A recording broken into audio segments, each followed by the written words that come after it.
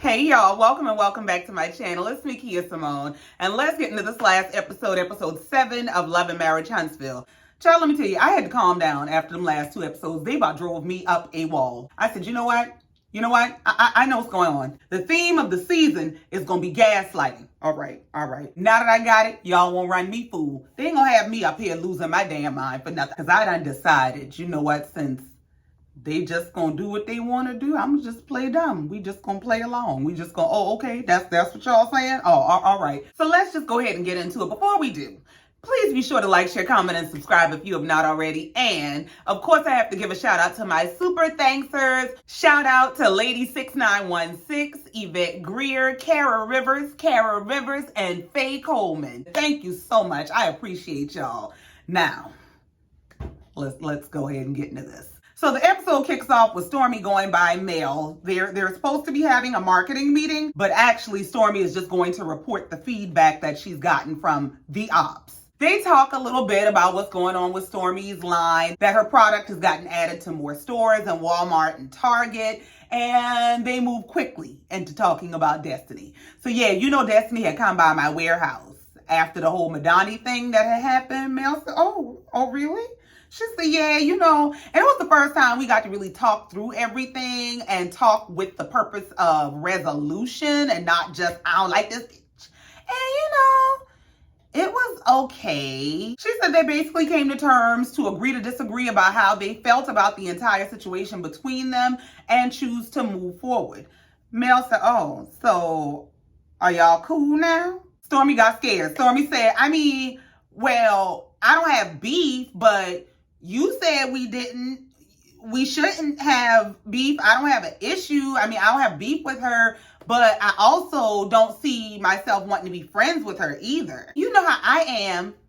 Yeah, easily influenced. Mel said, yeah, I know you don't call people your friend all kind of way. You don't even let people into your circle like that. She said, yeah, and I didn't do that with Tiffany, so I wasn't about to do that with Destiny either. But I also don't feel like it should be a situation of me being shunned when I come bearing gifts. Well, I got a question. If you don't have an issue with her, but you don't really like her enough to want to try to be friends with her, why are you coming bearing gifts? You could low-key be my enemy, but if you come bearing gifts, I should welcome you with open arms. The energy. You don't have to have friendly energy. You ain't got to want to be my friend. I should just be happy you have a gift. Okay. So Mel says in the confessional that, she thinks it's a good thing that Stormy and Destiny seem to be working it out and that she was an advocate for that all along. That she had said, even at the Galentine's, that they don't have any reason to have an issue with each other. But wasn't she out here cutting everybody off for being friends with her ops? Never mind, I'm gonna just play dumb, okay? So Stormy goes on to report to Mel about her meeting with Tiffany. Now, I find it very interesting that Tiffany has gone from being brought on as Mel's friend to Mel being briefed on Tiffany through Stormy. Is Tiffany out of the circle of trust now? So Stormy says she had Tiffany over to her house to build on that first meeting that they had where they had drinks, because that meeting went okay, but it could have been better. So she invited her to come over. She was supposed to bring her dog, but she forgot her dog at the vet. But hell with our situation. She let me know that she met with Destiny, and Destiny told her about what had happened at Madani. And apparently, Destiny feels like you made a beeline towards Wanda, and I told her that's not what happened. That's not what happened. I told her Wanda tried to hit you from the back. Mel said, yeah. Stormy said, well, I feel like it reaches a different point when you get hands-on. Mel said, absolutely, because before then, we hadn't touched each other. That, to me, is what changed the whole thing. Stormy said, it really did. Mel said, so I hope Tiffany got the right recap. Well, girl, it sure ain't yours. Stormy said, well, she got both versions. So Mel is in the confessional saying, the fact that Destiny is going around telling people that I started the fight, first of all, her judgment hasn't been that great to me anyway. But the fact that she has an issue with me, I'm not surprised that she would lean toward the whole Melody started the fight.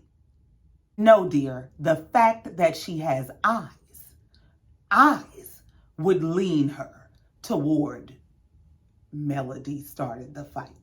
So Mel tells Stormy that she and Martell talked about getting the original six together to try to restore the group and figure out how they're going to move forward in regard to Wanda. Stormy said, yeah, because when you take Wanda and them Scotts and got it all together, it's just never ending. It's too much. Mel claims that the guys have never been at the point of throwing blows before now. And I could have sworn there was some security jumping in the scene when the whole 20 women's thing happened.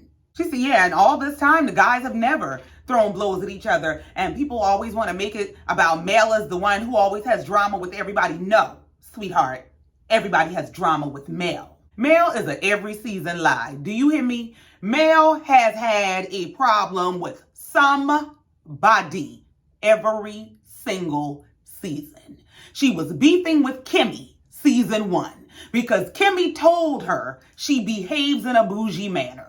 She took offense to that, decided she was not friends with Kimmy. She wasn't going to invite Kimmy to anything. She was going to drive a wedge between Kimmy and Tisha, who were sisters-in-law. And she was going to invite Tisha to everything because Tisha could appreciate the bougie culture, whereas Kimmy did not. Kimmy just didn't give a damn because Kimmy had 4, 5, 6 jobs. Kimmy, I don't give a damn what you invite me to, girl. I got to work anyway. She used to take shots at Kimmy about Kimmy's age and, oh, she looks good to be almost 50. Kimmy is bad than a monk, okay? After she started inviting Tisha to everything and trying to break Tisha out of the house and into modern womanhood, Marceau stepped in to say, hey, look here. I don't think that's the lead you want to follow because I don't think you understand what's going on over there. So you might want to get back in this kitchen. You might want to take them shoes off and get barefoot and pregnant in this kitchen minus the pregnant. When Tisha wanted to abandon the trip to freedom and run back to the farm, they started beefing. Now she trying to tell Tisha she getting cheated on and all kind of stuff going on in your marriage. And Tisha's telling her, I don't know what you're talking about. I have never experienced infidelity a day in my life. She brought Destiny on to be her sidekick and kicked her to the side. Destiny got replaced with Tiffany. Tiffany was supposed to take Destiny down, but she ain't had the fight in her. Tiffany got to be too damn curious. She wanted to get to know everybody, and now she trying to be the next divorcee. No, ma'am. You got to go back in your corner. She got replaced with Stormy, and now Stormy is walking a thin line between friend and op. So yes, ma'am. I'm sorry, not sorry. You is a common denominator in a lot of the fractions and infractions that's going on around here. Now, I ain't saying you caused everything, but you be in a lot of things. She said people have drama with her. She be over there minding her business. But if you go over there on social media and you talking about her, she gonna let it slide for a while. And then after a while, she gonna check you. Well, I'd like to offer a few words of advice. In the words of the illustrious Ice Cube, check yourself before you wreck yourself, okay? So we move on to see Tiffany at work. She works, it looks like, in the field of addressing issues of the medically underserved in the African-American community. And she's having a meeting with a Black-owned eyewear brand called Vontail Eyewear. They make eyewear specifically for Black and brown people to fit our bone structure. So they have their meeting and come to an agreement about working together so that they can get more exposure about this eyewear brand. As she wraps up her meeting, in comes Louis. And they do that thing they do where they be touching each other and acting like they like each other. They just do too much to me. They just, God bless them. And I hope they got a happy marriage, but they just make my face twist and my throat choke. So Louis sits down and they get right into it. Tiffany says, yeah, I have an appointment coming up with the OBGYN and we're going to be looking at this IUD. Now, what you want to DO? Louis is looking like, here we go with this BS. Them the 2 letters I'm worried about. Because she has this upcoming appointment, she said they need to come to terms with whether they want to take this IUD out and leave it out or take it out and have it replaced immediately. And rather than just tell her, hell no, I don't want no baby, Louis says, well, you do remember what Dr. Francis said, right? Remember Dr. Francis said, you kind of too busy for your family as it is. And, I don't know if we got the time for another baby. Tiffany said she feels like being worried about being busy or too busy to have a baby is over planning. She said she didn't plan it before. She doesn't want to plan it now. I guess she just gonna have a baby. Tell the baby, get in where you fit in. Just, hey, figure it out. Get on the schedule. That's her womb, her worries, and her commitment to dysfunction. I ain't got nothing to do with it. So Tiffany proposes that the compromise that she wants them to come to is that she would remove the IUD for a set period of time. If they do not conceive within that set period of time, then she would replace the IUD and they will never revisit this topic. And Louis agrees. Louis commits to trying for 6 months, and Tiffany is twirling her hair with a look of absolute accomplishment. So in the confessional, Louis is trying to pretend that he's into it, and he's like, yeah, we'll see what God do in these next 6 months. Look out for me, Lord. Tiffany starts trying to hype him up and get him into it by saying, you should be excited. This is unlimited sex for 6 months, unlimited positions.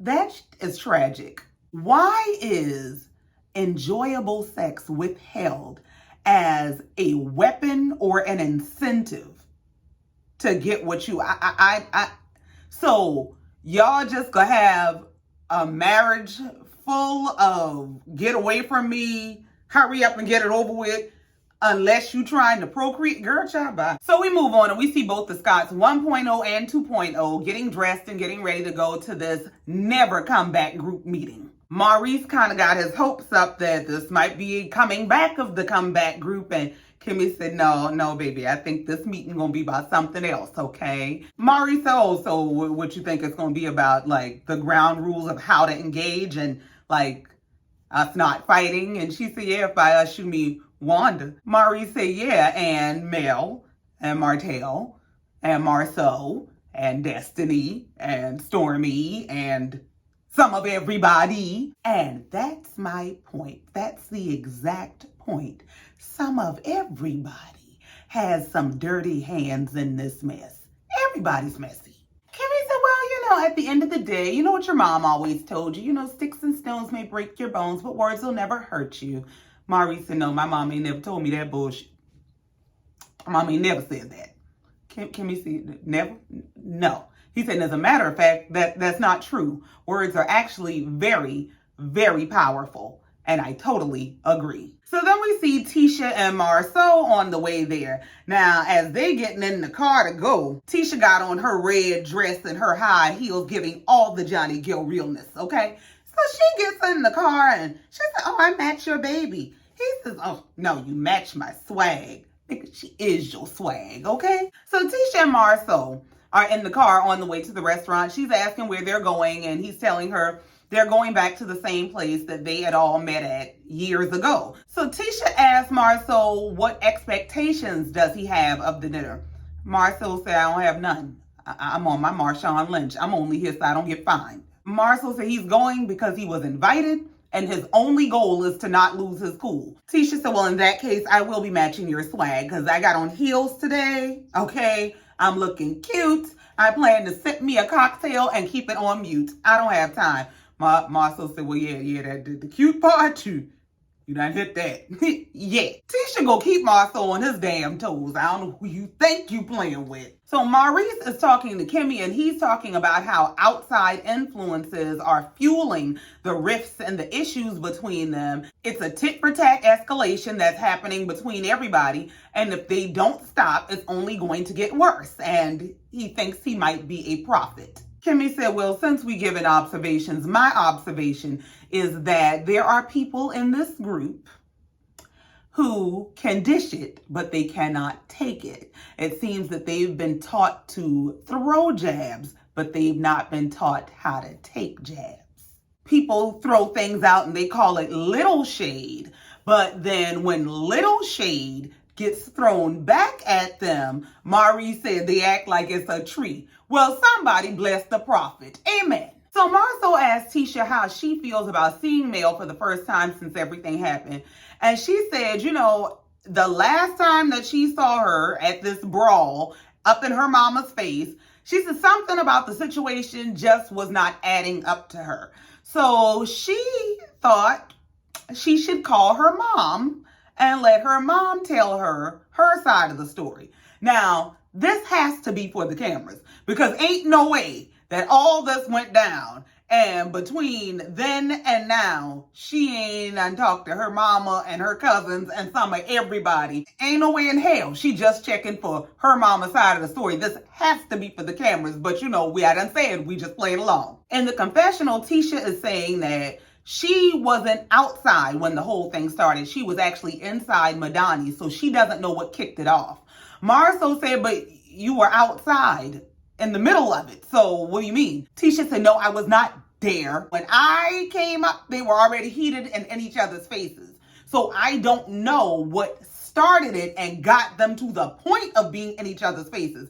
I got in the middle because they were in each other's faces. Marceau said, so I guess it's going to be a case of you going to believe your mom over your own eyes. Tisha said, well, I missed part of it. So Marceau said, well, sometimes your eyes can be deceiving, but your mom would never lie, of course. Tisha said, that's right, as in go straight to hell, Marceau. So we move on and we see Mel at home getting ready to go out to the dinner. She gets in the car and she calls Martell to see if he's ready. And we see that he's at home laying out his outfit and his lemon pepper steppers. Martell says that he understands that he and Mel are divorced, but right now the priority is presenting a united front. And so he called this meeting on behalf of Mel and Martell and their kids. So Martell asked Mel, he said, well, what's your goal with this meeting with the group? Are you looking to become friends again? I mean, because the issues really run deeper than Wanda. Bingo. Mel said, I think moving her out of the way would remove some of the tension that lies between us, but friendship? No, no, I'm not interested in friendship. This is a business meeting. A bunch of hee ha ha for me? No. Okay, so Wanda is your target, but not your issue. And so you think removing Wanda will remove the tension, but it doesn't really matter if you remove the tension because you don't have any real interest in resolution or reconciliation. I just want to make sure I understand. In the confessional, Mel says that she really hopes that Letitia is open to a genuine conversation about her mom, because to take someone's most vulnerable and precious piece of themselves, like their children, and use it to attack them is unacceptable. It's uncouth. It's monstrous. Like you and Martell be doing to each other? I mean, I'm just saying, it's just the double standards for me. My thing is not that there's not accountability to be had, but there's accountability to be had all the way around. This is delusional to me. So we see Tisha call Ms. Wanda to get her side of events. So Ms. Wanda says, what happened was, I went live and I talked about the fact that Mel went on to Carlos King's show and she was saying that my baby daddy was in her DMs.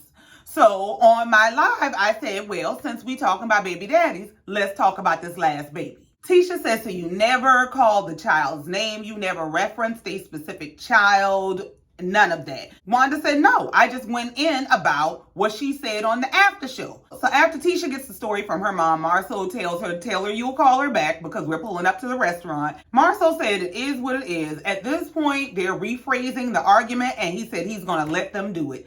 Tisha said that's her problem with Mel, is that Mel likes to play word games and she does it all the time. And she does. There are a lot of semantics and context games that are going on. Marceau said, now that we know that, now that we have that awareness, let's function within it. He said, I don't care what she does. I'm accountable for me and mine. So Marceau and Tisha get to the restaurant. They're the first to arrive and they're sitting down talking. And Tisha is saying, you know, what she expects from the meeting, and she expects them to come to a conclusion about how they can get along and be cordial moving forward. Marceau said he expects to leave the meeting with a full stomach of good ribs and a wedge salad. He ain't got no damn expectations. Marceau said all he knows is he doesn't want to fight. And Tisha said, I don't want to see it either. She said she has never seen him fighting mad before. She's never seen him like he was in that parking lot, and she don't ever want to see it again. It was real scary. Here Marceau go.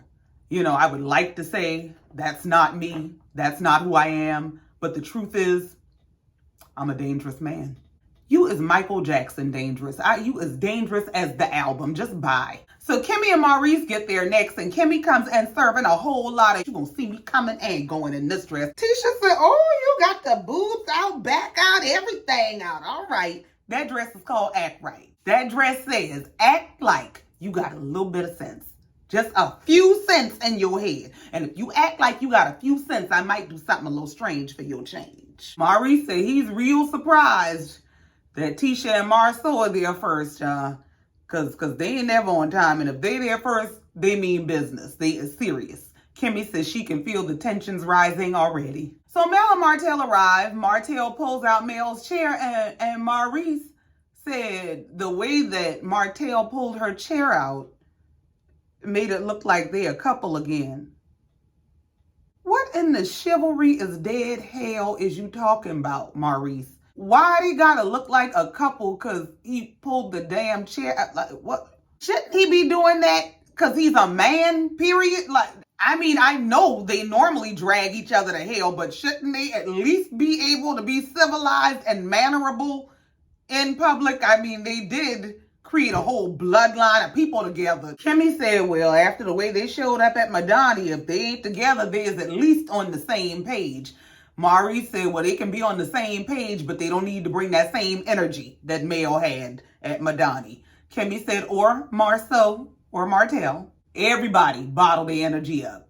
Kimmy said that while they were waiting on Mel and Martell to arrive, they felt like they were sitting in the principal's office, like, what did we do? And now that they're here, they let them know that this is very reminiscent of a combat group meeting, and we want this to be significant. And Maurice said, yeah, memorable. Marceau said, no, we don't. I'm very happy with an insignificant, uneventful meeting that we can completely forget. No, I don't want nothing to be memorable. Y'all memorable include mugshots. So, no. So Kimmy asked, we're all curious as to why we're here. And Marceau is in the confessional saying all he knows is he wants the nose. No fighting, no name calling, no drama. Tisha says she just wants to get to the root cause of the issue because she knows the issue is deeper than her mother. Marceau said good luck. So Martell starts off by explaining that he wanted them to all come together after this incident because he wanted them to discuss everything that has happened. He feels like they all played a part in it, and so they all need to come together to discuss it like adults. So Tisha says, well, Martell, do you want to start the meeting off? Martell said, yeah. Your mama gotta go.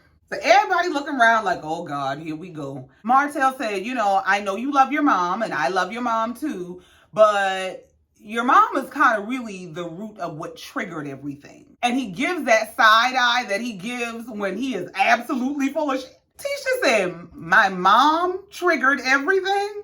Martell said, yeah, from the standpoint of boundaries being crossed in a way that's above and beyond, because you can't dictate how someone will feel when you talk about their children. Tisha said, okay, well, what happened?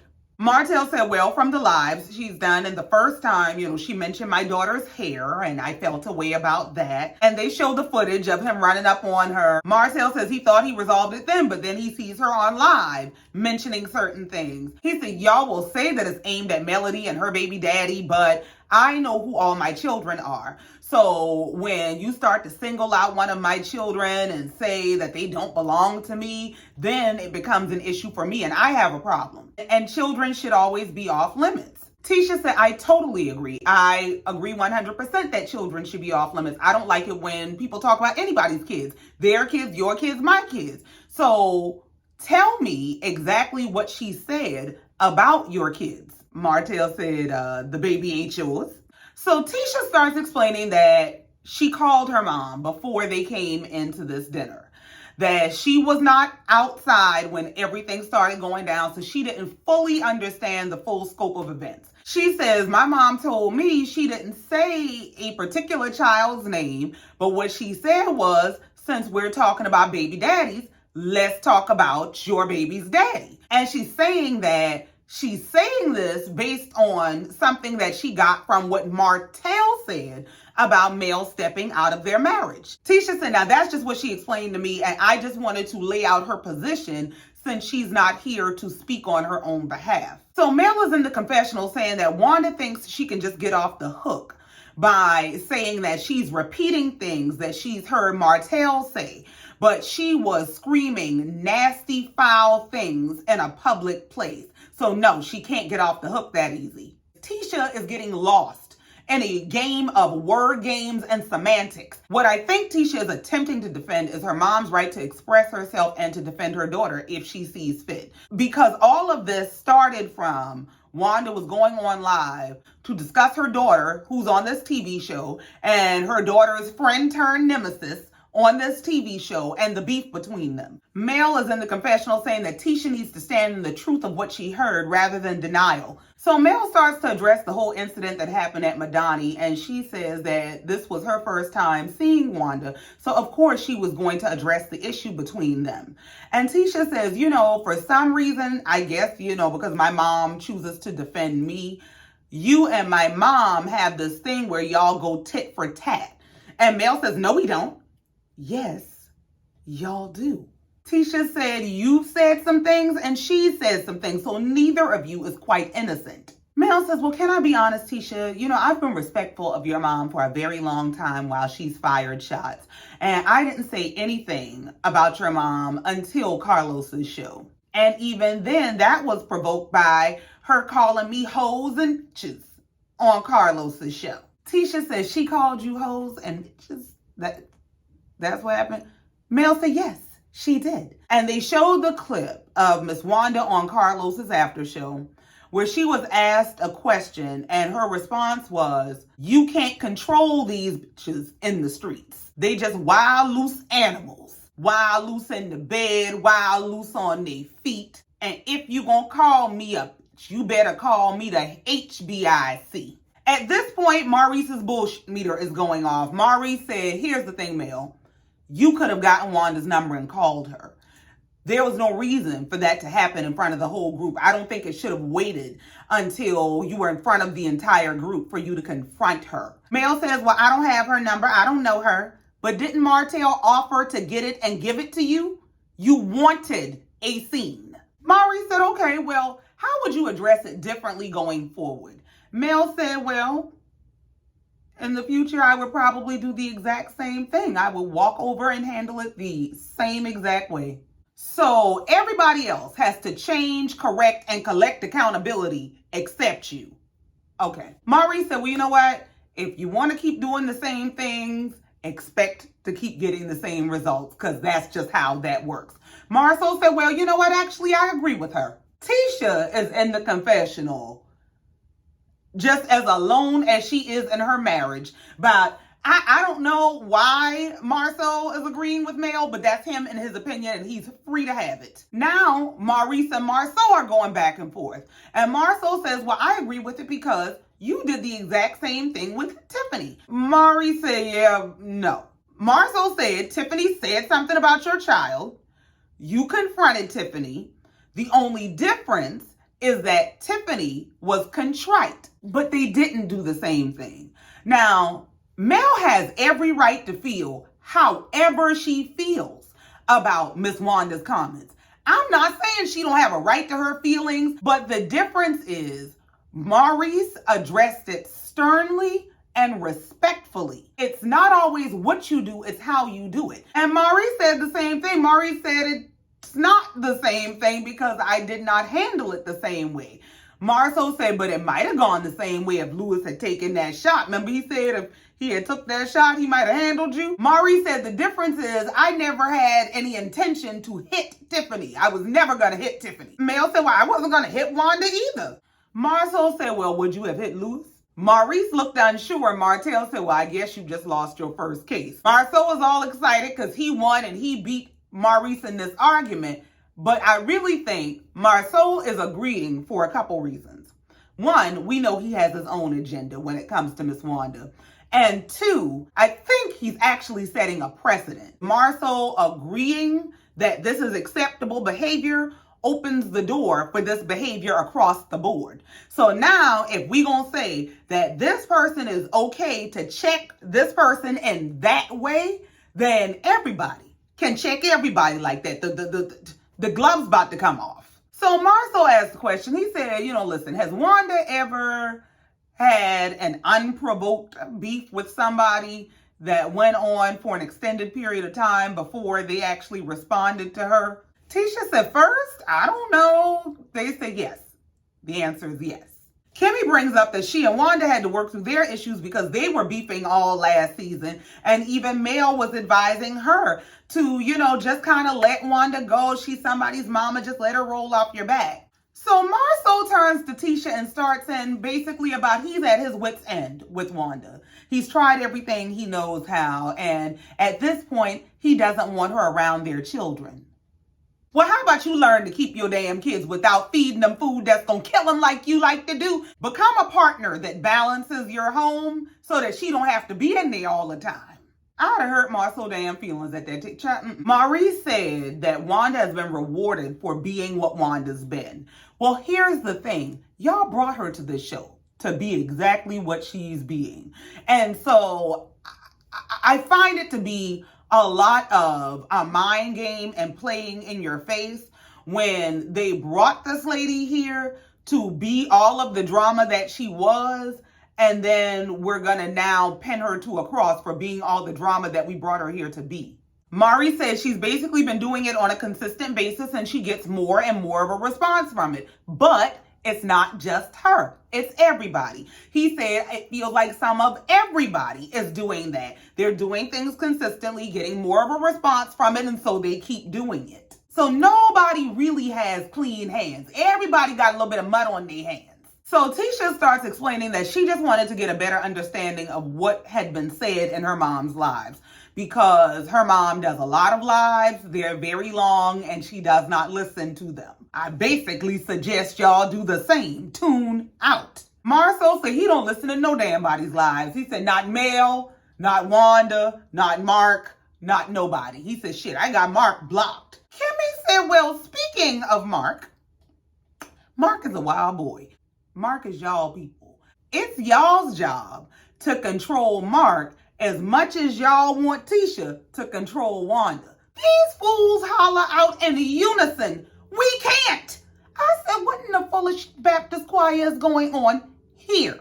So how come y'all get to cop to, we can't control him, we ain't got nothing to do with that, we can't stop him? How come y'all can cop to that, but then y'all get to have this whole round table behind the church meeting about what is we gonna do with Wanda? Like, how y'all gonna tie Tisha to the stake by her mama, and then y'all get to cop to, we can't control our brother? What the fuck, what? Tisha, please stop letting these people play in your face. So Maurice is in the confessional explaining to us who Mark is. Like, we don't know who Mark is. He said Mark is his and Marceau's older brother, who is very active and aggressive on social media. He said his posts are very degrading and he does not care who he offends. Kimmy is at the table saying, yeah, Mark is disrespectful. Mel said it's very disrespectful what he's doing. It's very. Maurice said, hold on now, pipe down. The reason he's out here going all G.I. Joe rogue mode is because your mama was on the reunion denying him. That whole conversation about him and her and they wasn't no item, and yeah, that triggered him and he's been going ever since. So of course, they show us a flashback to the reunion and we see good old Martell going back and forth with Miss Van about, you was in a relationship with that man. And now here go Martell at the table. Oh, so was he online defending himself? Martell just trying to not make any sudden movements and keep all the distraction he can so y'all don't really realize y'all really all fighting over a bunch of shit I've been starting. So Kimmy explains to Mel and Martell that, I think Mark's feelings were hurt because, your mama kind of tried to play him to the left. She denied the man and he's not having it. Kimmy says, so if we're gonna pull the whole Wanda can't come around anymore, then Mark is y'all's family. And we have to apply the same principle to Mark. And we're gonna have to keep that rule going. And the point of this is there's accountability to be passed all the way around. It's not just Wanda. Marceau said no, because the difference is if I could pull something, I would. If I could pull something and make him stop, I would do that. Kimmy said, but that's the case with everybody. Marceau said, well, the difference is I did what I could in terms of Mark. Kimmy said, you know what? I don't think y'all even try when it comes to Mark, quite honestly. Marceau said, and that's the truth. We don't try. Kimmy said, I know. I don't need you to tell me that. I know. Marceau said, well, you know why I don't try? Because you know what trying will do? Trying will make it 1,000 times worse. So I just leave it alone. Kimmy says, so how can you sit here and have this long-ass conversation about Wanda, but turn around and say there's nothing you can do about Mark? Well, boom, guess who stepped in the room? A good damn question. And the answer is because Wanda affects Marceau's life in a way that Mark does not. Mark is their problem. Wanda is his problem. Ms Wanda threatens Marceau's ability to roam freely. And so for him, this dinner table ain't nothing but a monopoly board, and he's in it for his own interest. He don't give a damn. He don't give a damn about Mark telling your mama business. Child, I don't give a damn. I'm trying to get control at my house. Marceau says, you know, the difference is Wanda is actually willing to listen to certain things, whereas Mark is not. No. What you really mean is I have Wanda's daughter and her grandchildren that I can use as leverage against her, whereas Mark ain't got to lose. And even Mel said, but you just said she don't listen. Maurice said, well, I think Mark is farther gone than Wanda, and everybody 100% agrees. Mari said that at this stage of life, at this age, trying to get Mark or Wanda to change is a lost cause. So their energy would be better invested in the people who they know are reasonable and who they can get to agree to not participate in the foolishness. Kimmy agrees with Marie. She feels like between them, when it's just the 6 of them, they don't have these kinds of beefs and brawls and things of that nature. That they maintain a certain level of dignity and respect. And Mel said, yeah, because we never got close to throwing blows. Now, that all sounds real good. But no. Wasn't Martell and Marceau going to blows when Martell threw out the 20 women's thing? Weren't Mel and Martell alley cats when they were in Vegas and they had to keep them separated the entire time? Galentine's.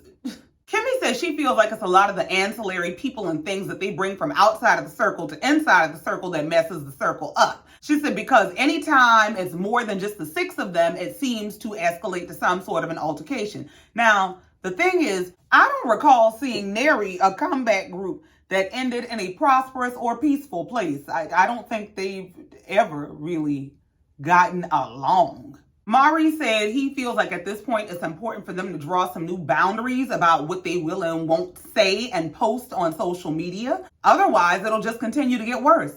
Martell said, if what? Motherfucker. If y'all keep doing the same thing, keep posting foolishness and fighting and carrying on. But we know you done tested the limits. Mel said the 6 of them have always had their own issues, their falling outs, their arguments, but they always seem to get to a point of being okay and moving forward. Kimmy said yes, and whatever moving forward is. And Mel says, well, to get to a place of camaraderie and where we can genuinely enjoy each other's energy and be happy when we see each other, we have to draw some boundaries about what we do on social media, and that includes the people who are attached to us. Marceau said, well, yeah, let's move forward with the agreement that we're not talking about each other on social media, and let's do our best to influence who we can to also not talk about each other on social media. And Martell is in the confessional lying with all his heart. He's going to do his best to stay away from social media and all of the negativity, but his main thing is keeping the kids away from this mess. I said, what in the family court lie? And if we can do that, then this meeting was a success. So the episode comes to an end with them toasting to moving forward, and they all get up to leave.